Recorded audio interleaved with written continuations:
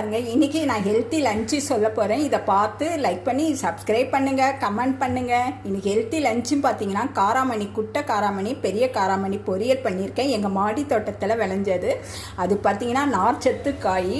நம்ம இதயத்தை பாதுகாக்குது, எடையை குறைக்குது. அதை சொல்லணும்னா ஏகப்பட்டது இருக்குது. இங்கே பார்த்தீங்கன்னா கத்திரிக்காய், எங்கள் வீட்டில் மாடியில் விளைஞ்ச காளான் கத்திரிக்காய் வச்சு முருங்கைக்காய் போட்டு குழம்பு வச்சுருக்கேங்க.